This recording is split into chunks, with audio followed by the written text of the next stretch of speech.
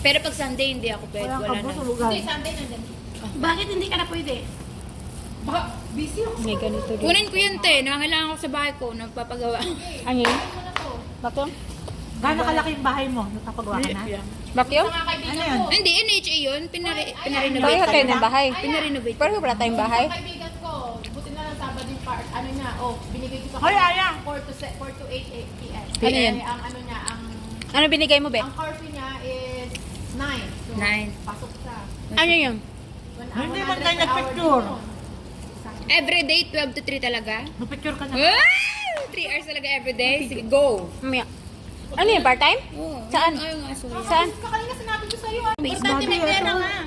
Ito na, Jason, sumasahod na. Magkano nasahod mo, Be? Ano magagawa si daddy dyan? Pag 6,000, 7,000, depende kung ilang dollar. Sarap. Chicken wings din. Kung gusto nilang kumain, kanina pa yun sila umakyat. Hindi. Gusto May mga nila amo. kumain kasi may mga amo. May mga amo sila. Hindi nila parang ako lang nung nakaraan. Ito yung babaeng ano. Naalala mo yun? Hello. Ano ba yan? Live?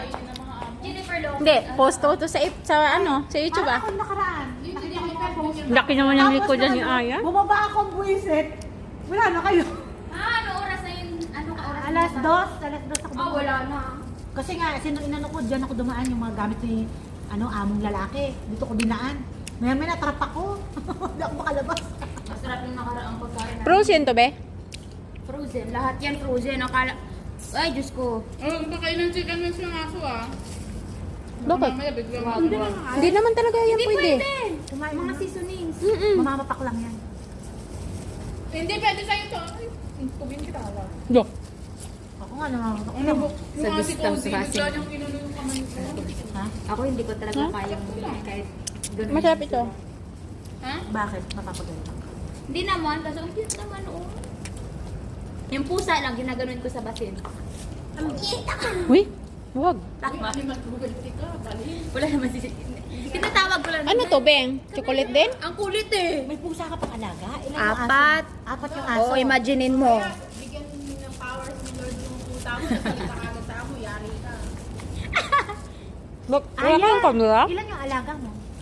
Marami. Salita sa Nung nakaraan, may na-addition akong isa. Ito, nadagdagan yung aso mo. Oo nga.